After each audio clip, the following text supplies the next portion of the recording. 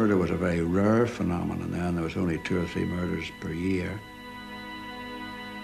Throughout the whole constituency of Carrick in those days, everyone was shocked because it was their former Member of Parliament's daughter.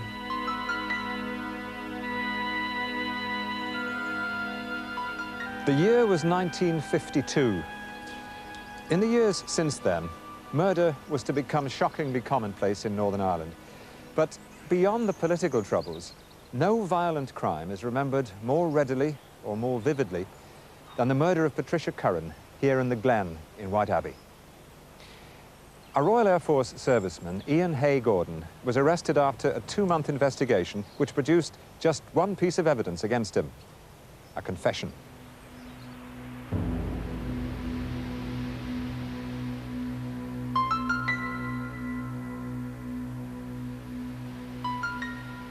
Suspicion had fallen on Gordon because he knew the victim. He had visited the Curran home on 4 occasions at the invitation of Patricia's brother, Desmond. He also had no alibi. He claimed that for much of the evening on which the murder was committed, he'd been alone practicing for a typing exam at Edenmore RAF camp, also in White Abbey village. When detectives discovered that Gordon had been out with a homosexual and with prostitutes in Belfast, they might well have been more convinced of his guilt. They might well have regarded him as having disturbing sexual preferences and no respect for women.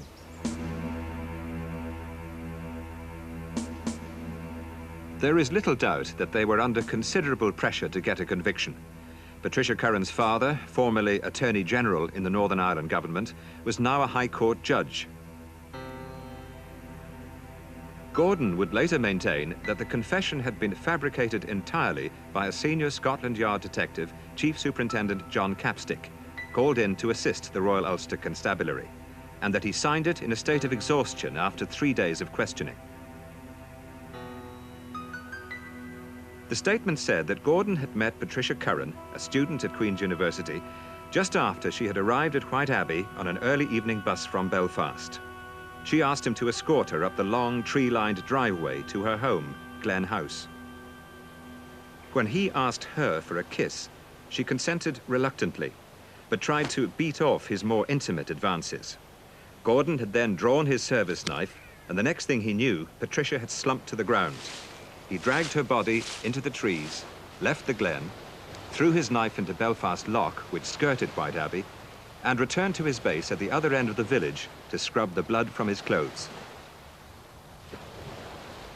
The police were confident they had caught the right man, and so was Desmond Curran, the victim's brother, who had himself been subjected to intensive questioning and who then provided detectives with information about Gordon. I was convinced before he confessed that he had done it. And his confession, I find it very easy to accept most of the things in his confession as being what actually happened. But other colleagues and friends were incredulous. When I heard that he confessed, I just said to myself, Iain Gordon didn't do it. That fella couldn't do it. The reaction of all the officers at Edenmore when he was charged with murder was one of very considerable concern, because I think our perception of the man was that he was not a person who was actually capable of the physical act of that kind of murder. If he had even made any pass at a girl, or tried any nonsense, if the girl had just said boo, or if she'd even just slapped him in the face, Ian's more natural reaction would have been to apologise profusely or to back off.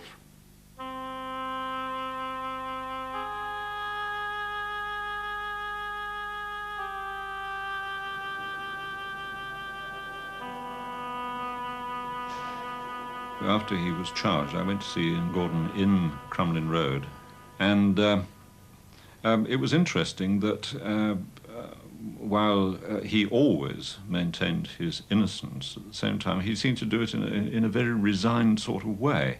I mean, he wasn't jumping up and down and saying, "What am I doing here? I didn't do it." I was mentally very confused afterwards, and this lasted for some time, and I couldn't make up my mind what had actually happened. as a result of the interrogation, the methods of interrogation that had been used. That I would actually ask myself, did I do it or didn't I do it? You know, when I was lying in my bunk in Crumlin Road prison. There was always this characteristic of Iain Gordon, that he was obedient almost to a fault. You know, and if anybody told him to do anything, he never questioned the order. He simply did it. And there was something of that same attitude when he was on remand and waiting for trial, that sort of, oh, well, you know, if they've decided that this is what's going to happen to me, then I'm resigned to it. Given the influential position of the victim's father in the legal profession, Iain Gordon's parents faced an unusual problem in finding a team to defend their son. Obviously, it would be extremely embarrassing for any counsel to be involved in a murder to do with a colleague's family. Extremely difficult. All I know then is that the man who stepped forward was Bertie McVeigh, a courageous little counsel who was prepared to do it on the basis that his case had to be put and the Crown had to prove their case. Mr. McVeigh said he would only take the case on condition that he didn't have to cross-examine the Curran family. I think this is the only time I've ever heard of a defending counsel in such a serious case make conditions. Normally the defence will take the instructions from the accused person, whether they agree with them or not. If they feel strongly about it, they will retire from the case. The course of the trial would be dictated by the admissibility of the evidence of police officers who had interviewed Gordon over the 3 days before his arrest, and Gordon's resulting written statements. The defence would make a determined attempt to have this material ruled out on the grounds that it had not been given voluntarily nor obtained fairly.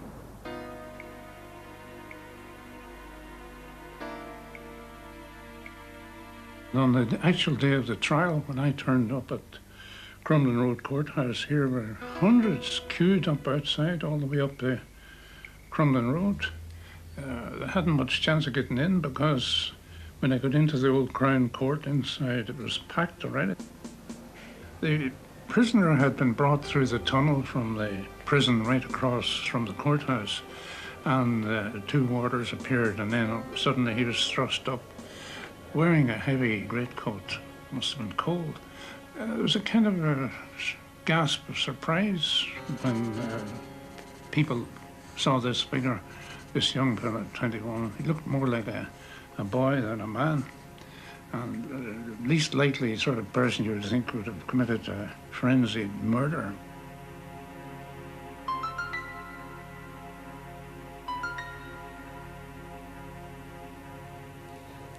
On the second day, the defence mounted its objection to the confession evidence. The jury were asked to retire, while the judge considered whether the confession and the circumstances in which it had been given should be put before them. A trial within a trial ensued. Gordon's counsel contended that the conduct of police officers during questioning was calculated to induce in the accused an atmosphere of fear. They argued that Gordon was questioned for too long between breaks, and that although he was under the age of 21, there was no RAF officer present when he gave written statements, and that questioning him about his sexual habits and suggesting that those habits, including some of a homosexual nature, would be made public if he failed to give a full and true statement, put undue pressure on their client.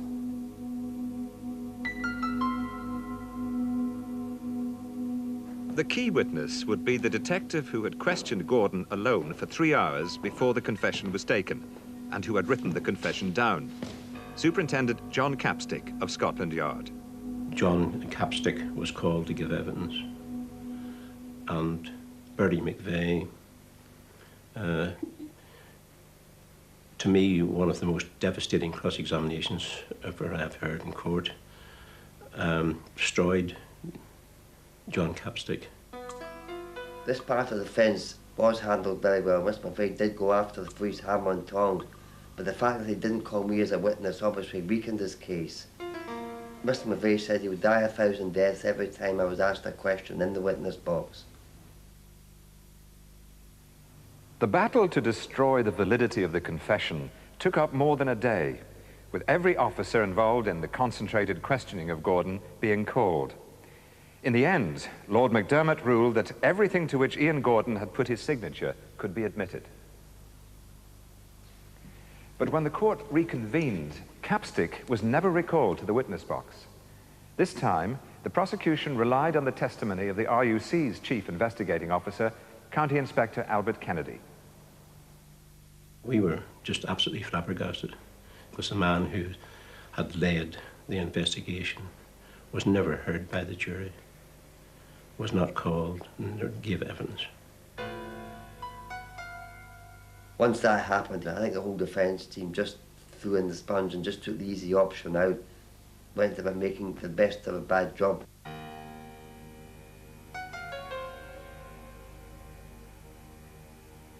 A medical defence was prepared.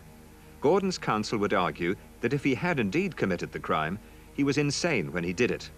After all, the confession asserted the attack must have been due to a blackout.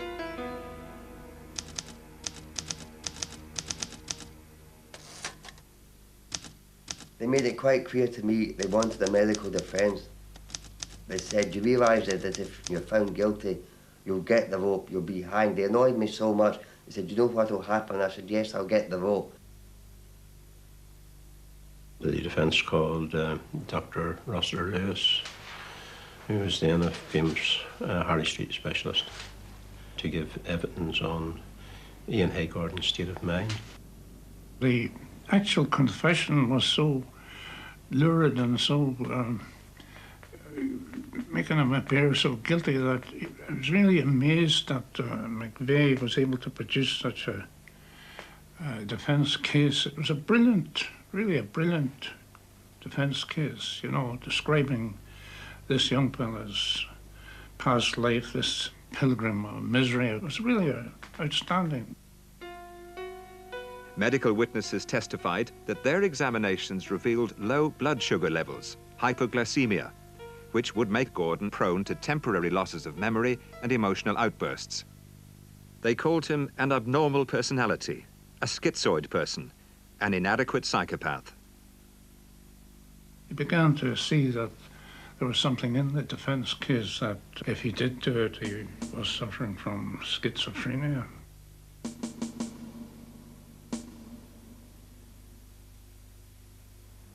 But not everyone in the court was so impressed.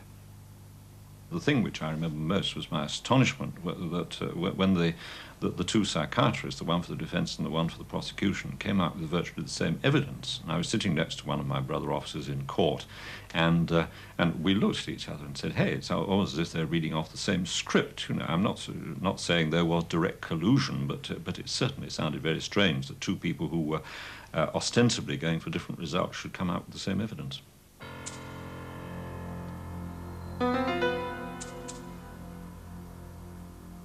I got the impression from reading the transcript that the Crown didn't push and the case particularly strongly. I think they didn't, for some reason, didn't wish the death penalty on this young man. And I got the impression that the defence and the prosecution came fairly close together on this.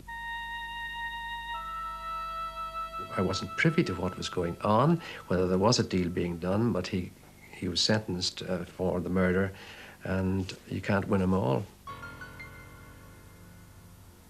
At that point, we thought, well, he really must be guilty, must be the one who did it. Because back in the 50s, you never heard of any false confessions and things like that then. If somebody confessed, then it was just taking it where they admitted it. They must have done it. In criminal law, the verdict was tantamount to an acquittal. Guilty of the crime, but not responsible for committing it. It meant Gordon would not be subject to a punitive prison sentence. He would be classed as a criminal lunatic and sent to an asylum until such time as his sanity was restored, if ever. I've always thought that this was the right verdict, that justice was done, that this man did kill my sister, and that he probably wasn't fully responsible for his actions. He had struck me all along as being a most peculiar person, and I didn't think so at the time, but I have thought so later on in life, that there may well have been an element of diabolical possession.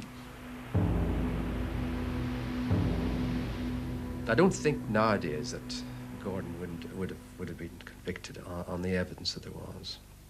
I think there would have been a reasonable doubt. Iain Gordon's instructing solicitor, Albert Walmsley, and the junior member of the defence team, Basil Kelly, are still alive. Basil Kelly is now a Lord Justice of Appeal. Neither was prepared to make any comment on his part in the case.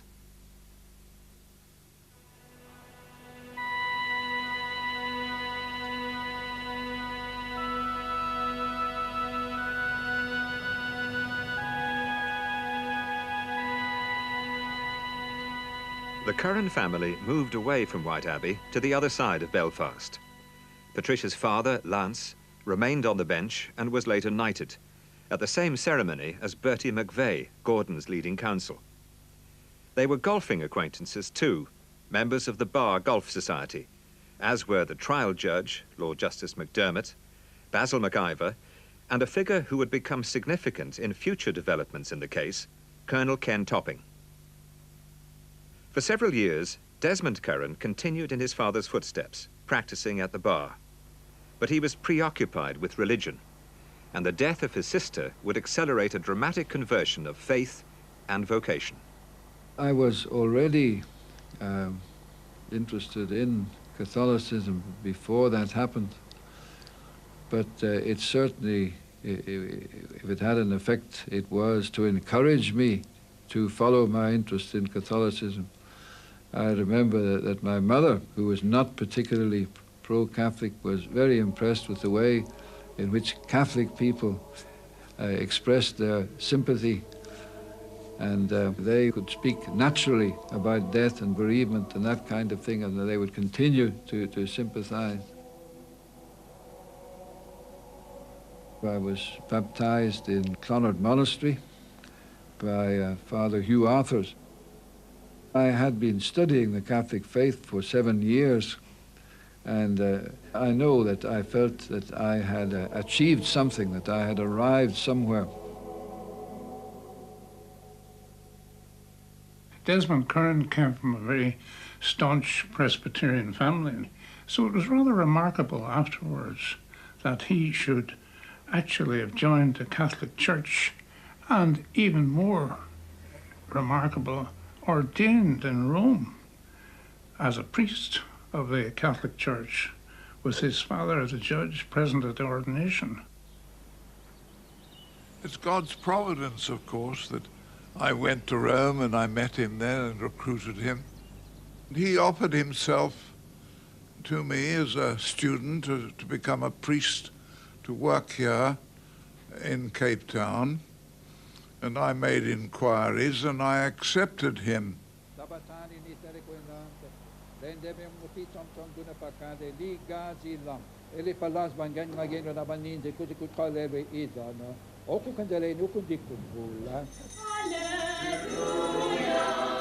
thing which really made a change was when I came to believe that the Catholic Church is, as a matter of fact, the original church, and that the others have at some stage or other broken away from the Catholic Church, and that they have lost something in doing that.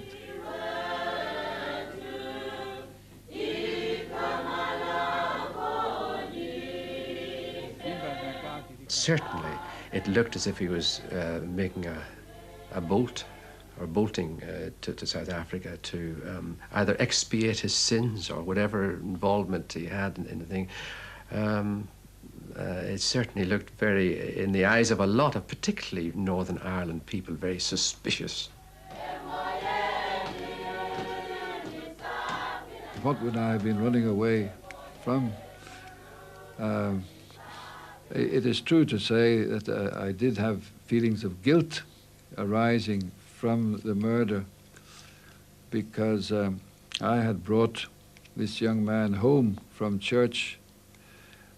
He seemed to be lonely and unhappy and very mixed up. And in that way, I was sort of indirectly to blame for my sister's death.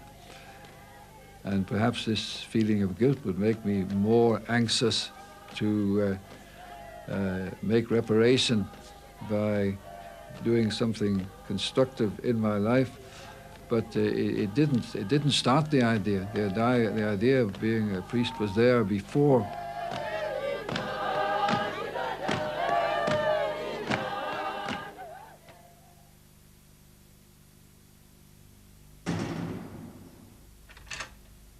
Whenever I went to Holywell as a young psychiatrist, one of the first things you got was a big bunch of keys. And when you were on duty, you would go around with your bunch of keys and you could go into all the locked wards. But Iain Gordon was only kept in that particular type of ward for a short time. And when I went a year or so after his admission to the hospital, he had the run of the place, was in an open ward, and he was out working in one of the workshops in the hospital grounds. Iain Gordon was to spend the rest of the 1950s in Holywell Hospital, the mental asylum for County Antrim, a few miles outside Belfast.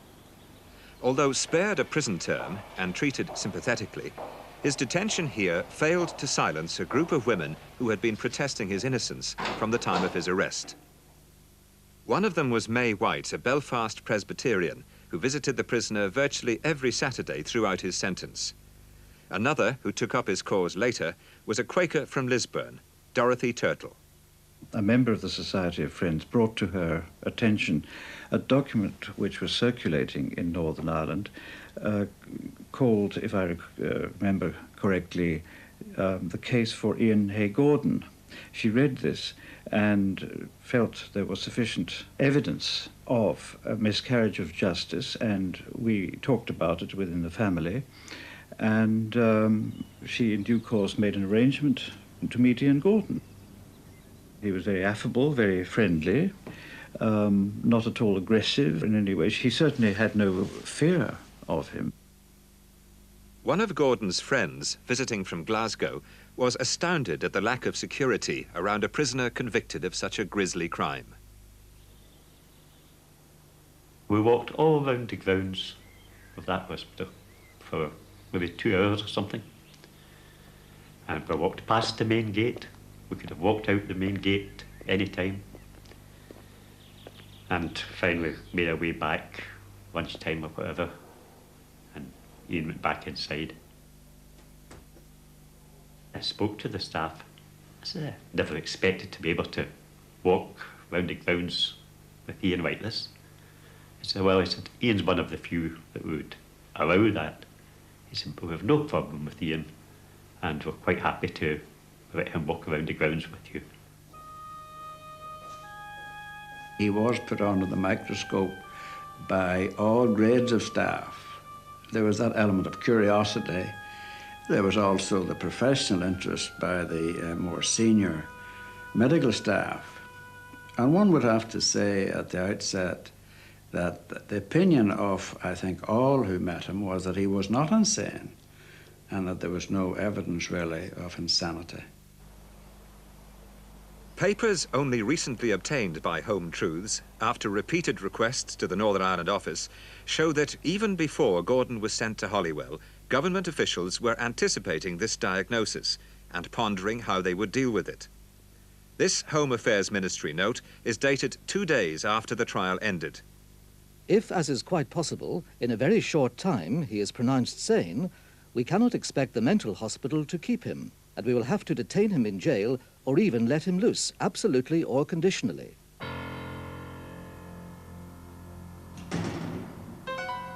On his admission to the hospital 2 weeks later, his mental state was described as immature personality, with evidence of emotional instability. 2 months on, Gordon had received no special treatment and was described as not of unsound mind. A ministry official wrote, There is no treatment he can get there for a non-existent complaint. We can scarcely release him so soon after the commission of a foul murder. But prison would be a risky option. For example, we are then punishing him for a crime of which the jury, by implication, found him guiltless. Gordon was not moved. He was examined at least annually by the Ministry of Health's inspector, whose description that the patient showed schizoid tendencies seemed to satisfy government officials that he should remain in Holywell. They told a Scottish MP that he was receiving treatment appropriate to his condition. This was at odds with the consistent diagnosis of the hospital's medical superintendent, Dr. Gilbert Smith, that having examined this patient many times, he is not of unsound mind. I can find no evidence of mental illness. Iain Gordon's parents and the women protesters in Northern Ireland were determined to get him out. They compiled their own dossier and collected signatures to petition the government. A Sunday newspaper gave the campaign a nationwide profile. Duncan Webb, the man of the people, became a convert to the crusade and embarked on his own journey of discovery. His most sensational finding was what he took to be bloodstains on the floorboards of the bedroom that had been Patricia Curran's at the time of her death. The family had long since moved out of Glen House, and the new occupants had allowed Webb to gather samples for forensic analysis. The results were interpreted as proof that Patricia had been murdered in the house, not the Glen, as the police had believed.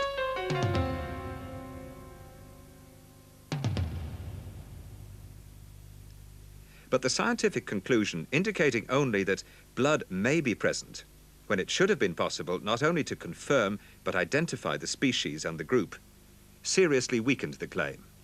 The authorities could see no reason to investigate. The family's petition also failed to convince the government that a miscarriage of justice had been committed. It was now 1958, but Gordon's supporters were proving that they had stamina, and their unremitting campaign had caught the interest of a London-based organisation called Justice. Barrister Hugh Pearce agreed to consider the case. Frankly, at that time, at my age, I was then 28, I never believed that a murder case would go wrong in this country. I mean, since then, we all know better. So in due course, it took quite a long time, I was sent a transcript of a 6-day murder trial. It was about that thick. It took me a week to read it fairly quickly the first time. I was on the point. I was 99.9% certain there was nothing wrong with this case. Something, and I can't tell you now what, made me not reject it. It made me read it again. And this process went on, and I found myself reading it again and again and again. And the reason why became clear with each time that I read it. The doubts increased in almost geometrical proportion. Here was a confession supported by no forensic evidence whatever. Moreover, it was a confession that looked highly dubious in the sense of how it had been extracted from the accused. Later, Hugh Pearce was joined by a more senior legal figure, Frederick Lawton, QC. I knew Inspector Capstick professionally.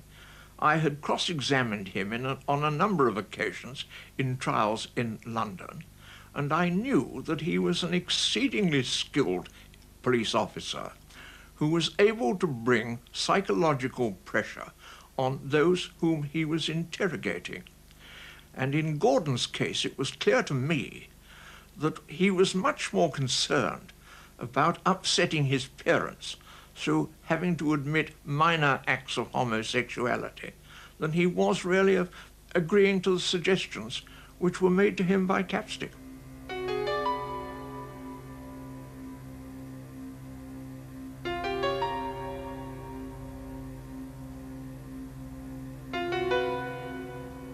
Hugh Pearce and Frederick Lawton were also concerned that at Gordon's trial, Capstick was never called before the jury to account for his methods of interrogation. In addition, forensic psychiatrists in London had branded the evidence of the defence's principal psychiatric witness, Dr. Arthur Rossiter Lewis, as disreputable. I had never been satisfied about his medical opinions, and it seemed to me that his opinion that Gordon was insane was clearly unsound medically. The People's serialised reports of injustice had also captured Hugh Pearce's attention. Francis Camps, who was a very distinguished forensic scientist, lent me one of his assistants to come over and settle once and for all whether there were signs of blood in a room in the Curran's house. And we did tests there, got the floorboards up, and there was no conclusive signs that there had been blood there.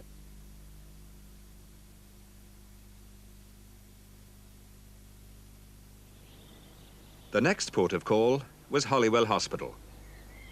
There'd been a statement by the minister that Iain Gordon was having treatment appropriate to his condition. Those were the precise words. And I put this to the medical superintendent. I said, if somebody had said that, would that be true or false? He said, it would be false. I said, it would be a lie. He said, yes, it would be a lie. And it was in the course of that discussion that I felt it proper to say to the medical superintendent, do you think Iain Gordon was guilty? And he said, no, I don't think he's guilty. And then I went further. I said, did you ever think it was your duty to proclaim the fact that in your opinion he was sane and he was innocent? And he said, yes, I have examined my conscience in this. He said, my fear has always been that he might be returned to Crumlin Road jail. Pearce was now convinced he should make an appeal to the government of Northern Ireland. The Home Affairs Minister, now Colonel Topping, agreed to meet him and Frederick Lawton at Stormont in the summer of 1959. We had a very agreeable reception. Fred Lawton did not touch on the question of the boy's guilt or innocence. He simply dwelt on the injustice of the boy spending the rest of his days in a mental hospital. From a strictly legal point of view, the trial couldn't be challenged on any legal grounds at all. Indeed, my recollection is that I said to Colonel Topping that had I at the time been asked to advise whether there should be an appeal, I would have said it's impossible to find any good grounds of appeal. But that didn't alter the fact, I said to Colonel Topping, that the outcome of the trial, a man who wasn't insane, being detained in a mental hospital, was most unsatisfactory. And I hoped that something could be done to get rid of that anomalous position. One could see a great expression of enormous relief come on Topping's face when he realised that that was the line that we were going to take.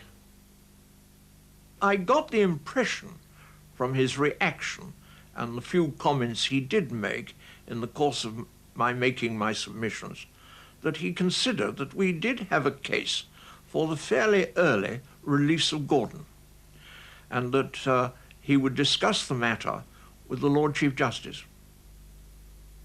Government files show that the intervention of Pearce and Lawton proved to be the turning point in Gordon's incarceration. Colonel Topping suggested to the Lord Chief Justice that serious consideration might now be given to Gordon's release. In reply, Lord MacDermott recommended waiting until some time after at least 7 years had elapsed. That would be the following year. In the interim, he would be granted short periods of parole in the care of the Quaker Dorothy Turtle. Every night when I went to bed, I said, tomorrow I'll be free. And every morning I woke up, I said, today I will be free. And I said this for every night and every morning I was in that praise. because I was utterly determined to get out and to clear my name.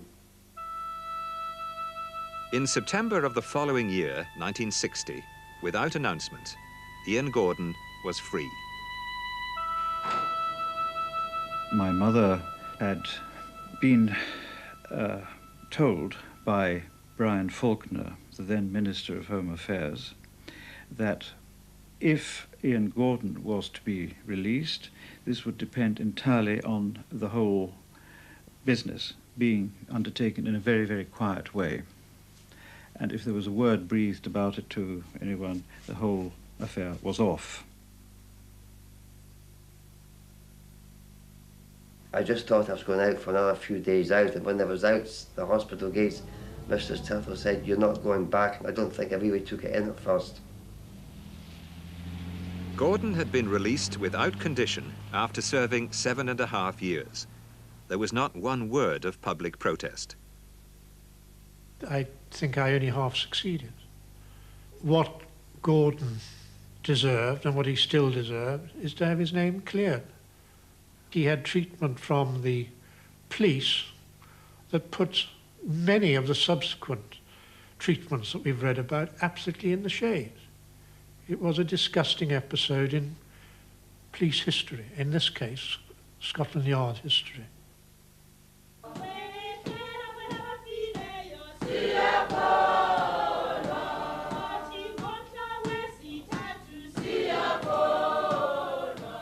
Des Curran has made a bigger contribution to the cause of peace and justice in South Africa than any other priest or bishop, certainly in the Western Cape. This is Site C, the oldest part of Khayelitsha, built in 1983. It's a site and service scheme. That means the people get their own site. Benjamin Panakisto.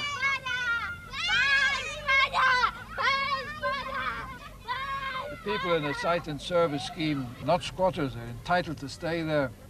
That means you get your toilet, which here is only a bucket toilet. In the other site and service schemes, it's a flush toilet. And you get a water point, and there are streets, and there are lights, and then you put up your own structure, whatever you can afford.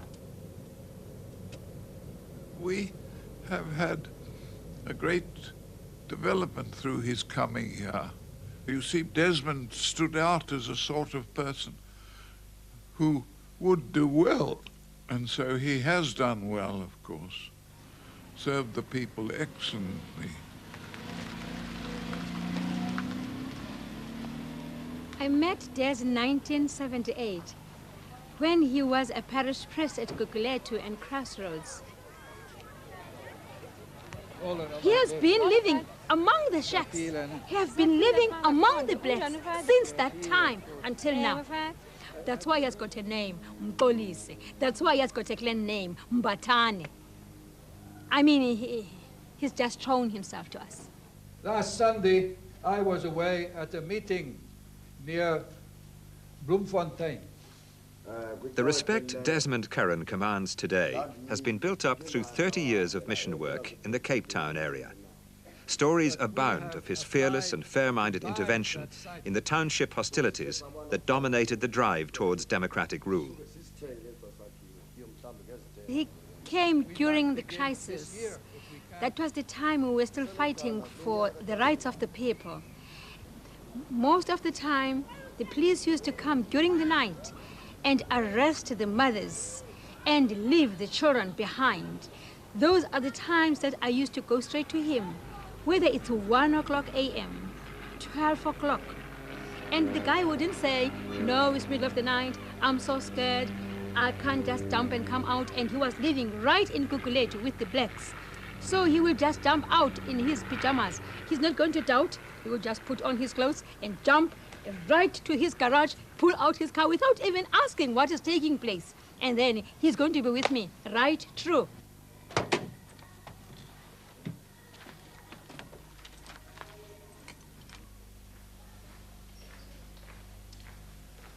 Morning, John.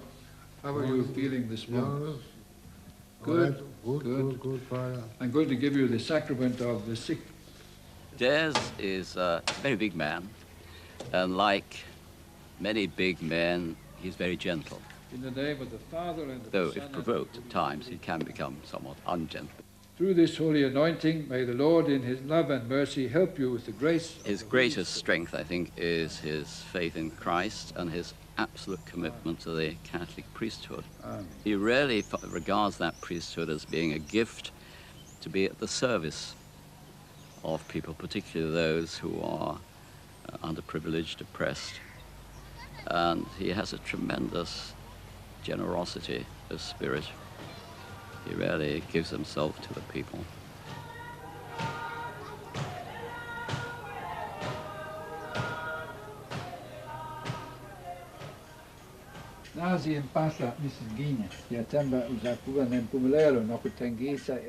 Des lives in conditions that I wouldn't like to live in. It's a prefabricated house in a very tiny area right in the middle of a big squatter camp in which there's a great deal of violence. He has no electricity. He has a chemical toilet which he has to own to himself, and it really is very cramped, and it's not the sort of condition I would like to live in, so that it's amazing how he copes. No matter who you are, as long as you are based in truth and justice, Des Curran is there to help you. If you are poor, Des Curran is standing there to be with you, to fight your rights. He always there to fight for people's rights. When I was port chaplain, I took a group of Indian sailors up to the top of Table Mountain, and they weren't allowed into the restaurant because they weren't white. And we managed to get this raised in Parliament by Helen Suzman. We went to the press, we went to the company who ran the cableway, and a few weeks later the government declared the top of Table Mountain an international area. So that's the only sort of tangible contribution that I can claim, I think, to the abolition of apartheid.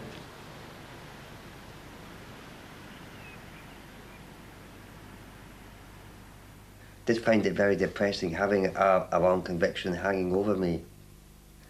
For a while we made several efforts to raise the case, but one of the problems we faced was everyone was very anxious to help, but while Northern Ireland had its own government, no one seemed very clear how to go forward, because the stock answer for Westminster was they couldn't interfere under the terms of the Government of Northern Ireland Act 1921. We just felt things wrapped. During the 1960s, Iain Gordon settled back into civilian life in Glasgow. Collins publishers gave him a steady job, but asked that he change his first name to John and refrain from discussing his past life with anyone in the company. Iain repaid them with 31 years' service as a warehouse worker, and until approached to contribute to this program, even his current supervisors knew nothing of his criminal history. On the shop floor, he was a very dependable worker and one that we highly respected. He was very much a company man, loyal to the company, and thought a lot about his job. I was shocked and amazed to discover that John Gordon had a criminal record, because it does not go with his record in house here as I know. Absolutely astonished.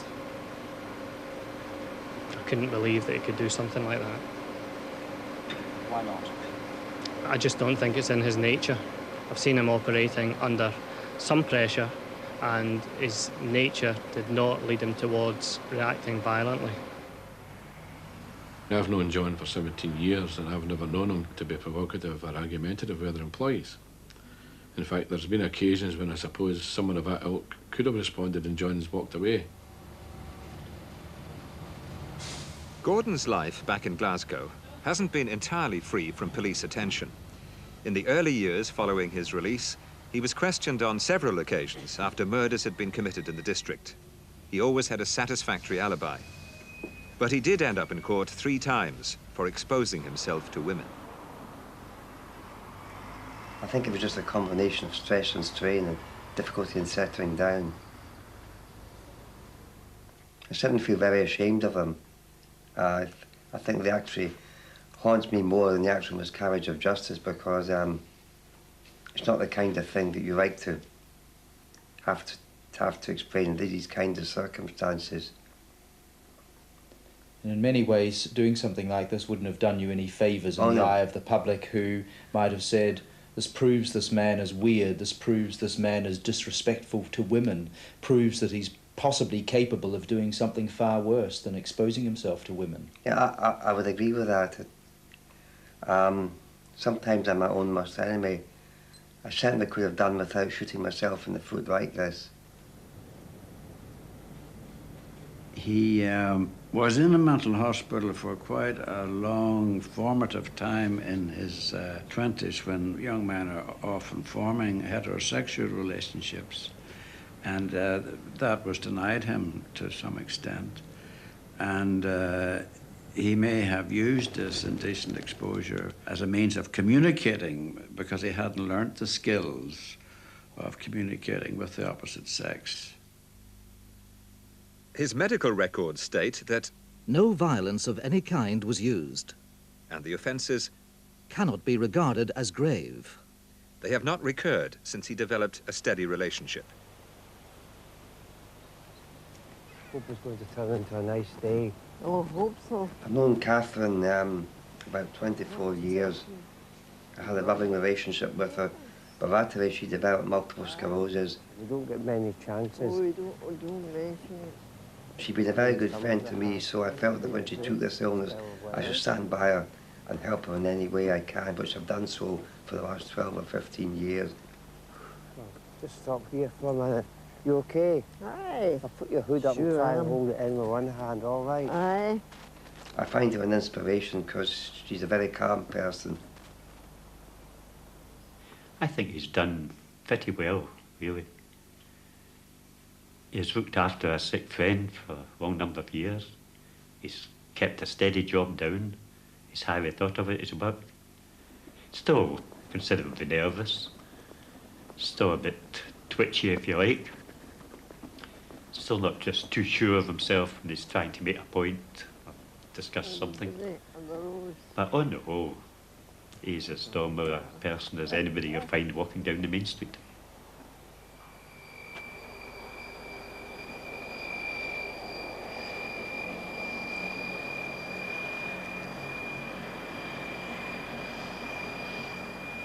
Iain Gordon himself has never taken the initiative in attempting to revive his case. He says he's been fully occupied with his work and his care for Catherine. But having recently retired, he agreed to return to Northern Ireland for the first time since being spirited back to Scotland in 1960. I had to come back to Hollywell to see the notes in my file, to see if there's anything about myself that I could take serious objection to, because I want to find out every scrap of information that's an official record about myself in relation to this case. It is now possible, under John Major's registration in a different kind of climate now, that you can see your notes.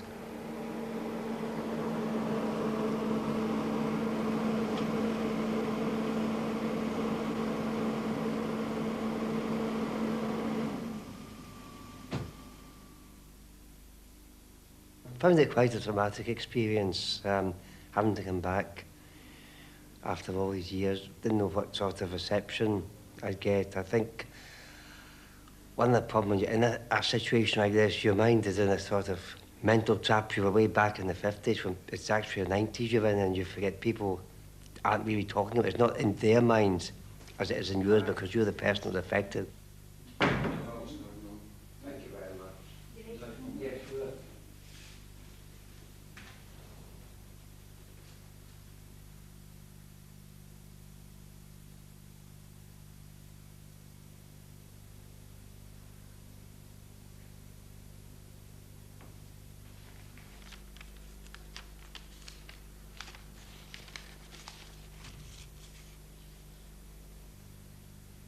I find it very interesting that there's no mention of me ever having suffered from any mental illness.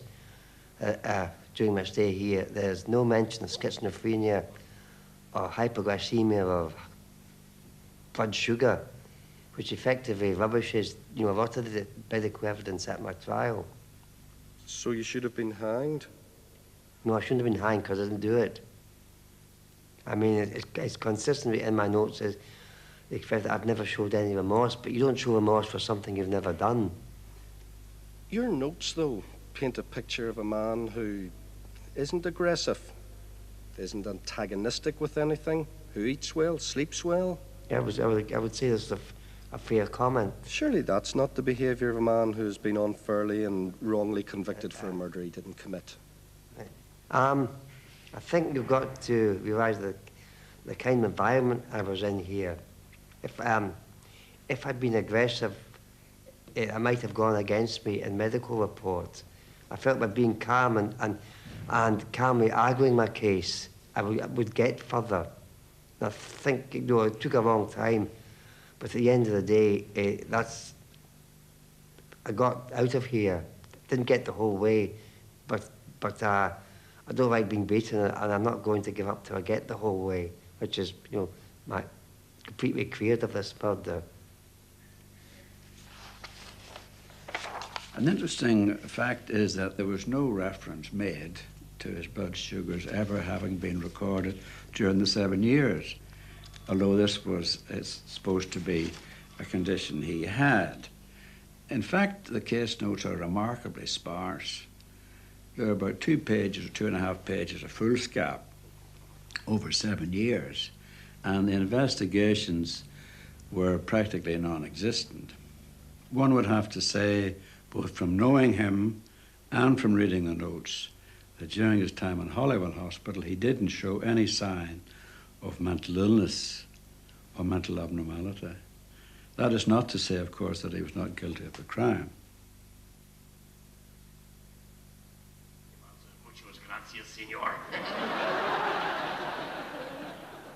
Silly things here, A light-hearted distraction from a wet Sunday night in another part of Northern Ireland. For years, the Catholic Church in Holywood, County Down, has raised funds for Father Curran. Now, a holiday back home gives him a chance to express his thanks in person. And put them into the studio, and this boy's in, hello there, how yous doing? We have a special request now for Seamus Murphy down there in Carrygart. He's 111. And he started playing the record, and halfway through he stopped, and he says, God says he's not 111, he's ill. And surely us would do that sort of thing. The proceeds will come to my parish in Kailicha. Some of it will be used for food for the poor. Some of it will be used to help students who haven't enough money to pay their fees. But to do the things that we do need this overseas support, but we couldn't do them without it.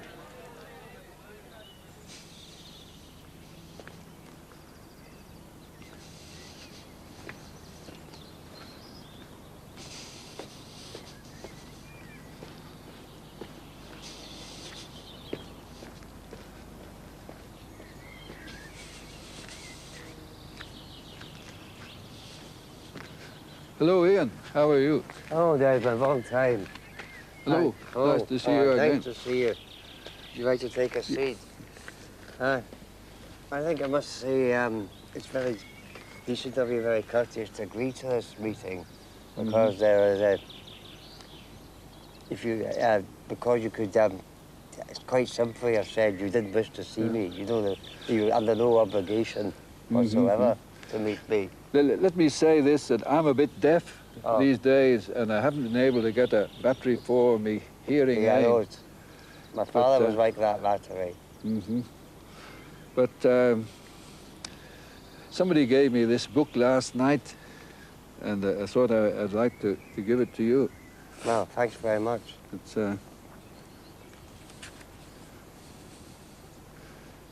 see, it's page 170.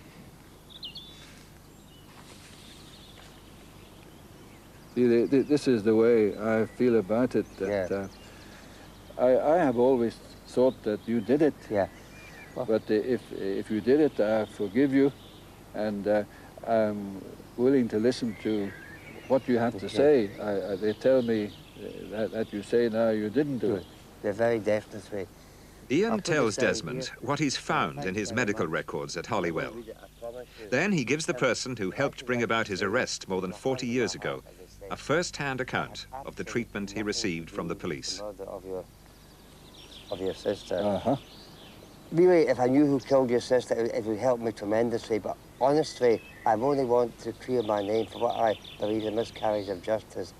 I'm not in the business of pointing fingers at anyone, but I can say quite categorically, if this was the last minute I would have on this earth, I could face my God, your God, our God, with a clear conscience as regards the murder of your sister. Good, good. Well, would you like me to mention the things which made me think that perhaps you did it? Yeah, fine, and then I can... You know, where you told me that you were carrying a knife to protect yourself against the other RAF people because they were persecuting you because you were Scots.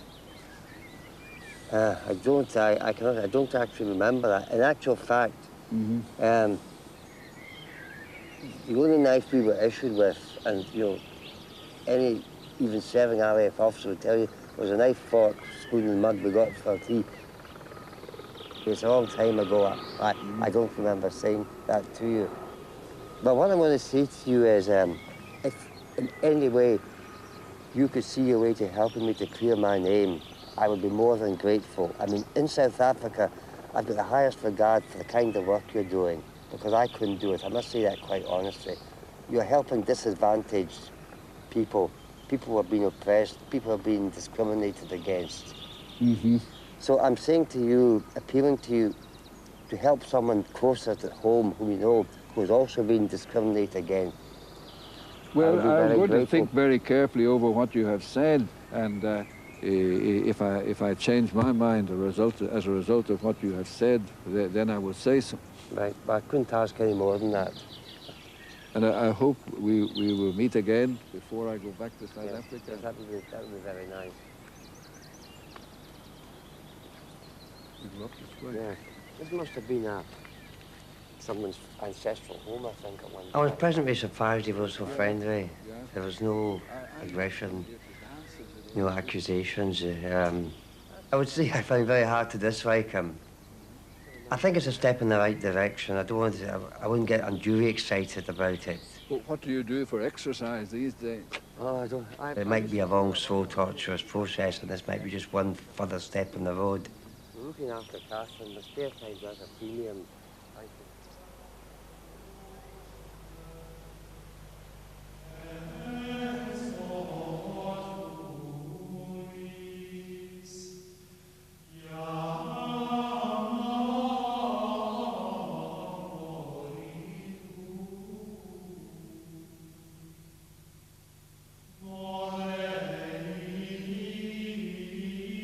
Over several weeks, Desmond Curran sees records accumulated during research for this program. As he reconsiders the judgment on Iain Gordon, he reads the transcript of the trial. He sees a copy of the Holywell Hospital file and some of the Northern Ireland government documents. They include statements made to the police by Desmond and his family, further medical reports, ministerial briefings. He also reads transcripts of interviews given by other contributors to the program.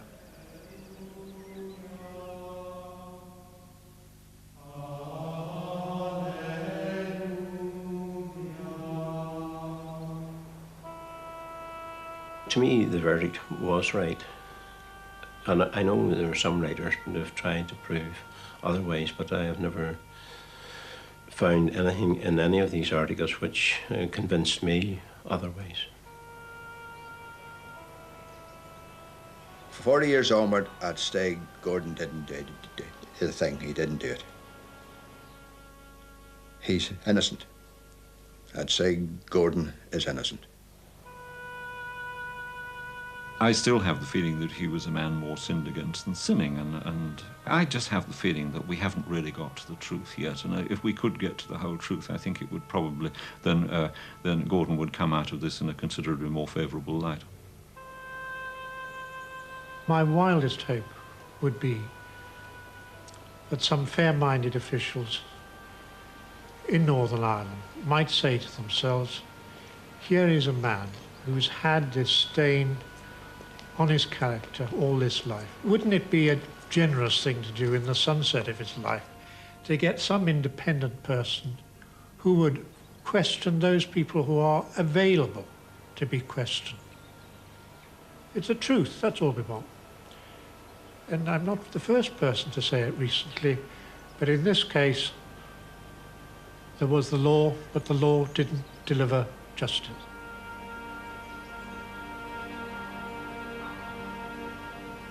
If Mr. Gordon was sitting here today asking my advice as to how he could clear his name of the conviction of being guilty but insane, I would have to advise him that there is no process of law by which that could be done.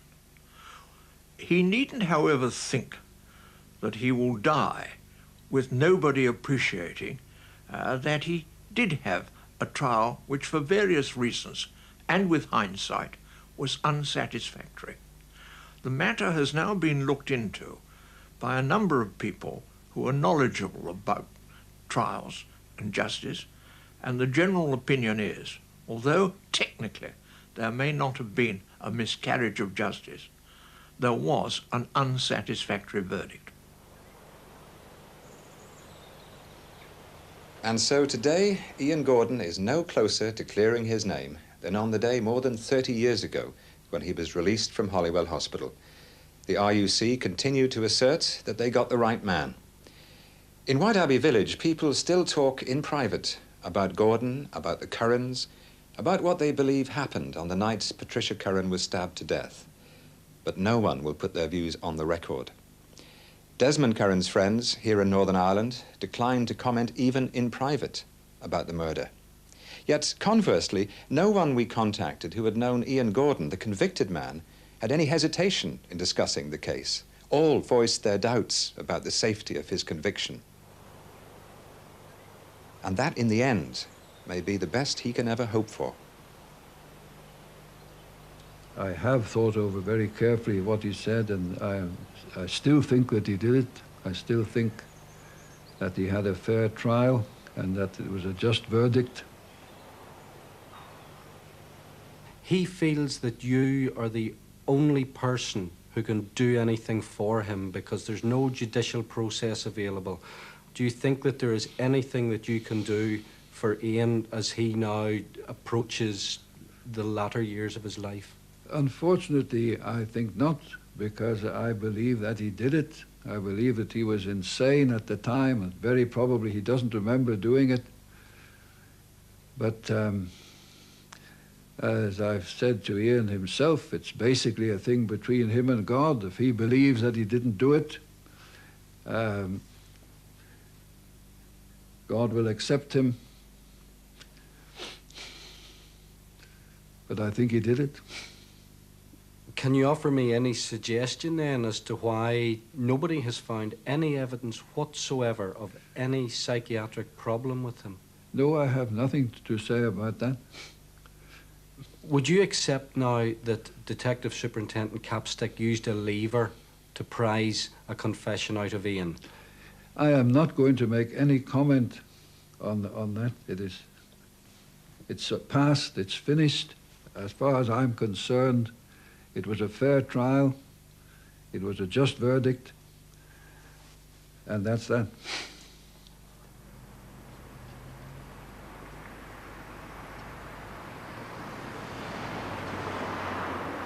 For the first time in all these years, I've had the opportunity of explaining my side of the case, which I've never been able to do, not even at the time of my trial.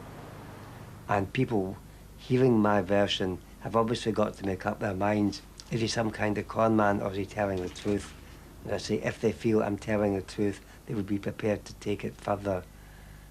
But I personally would keep on fighting until, to the end of my days, if necessary, to rectify a wrong, not just to myself, but to my family who are no longer with me. Because I feel I owe them something. for the way they fought for me all these years ago when I was in Holywell.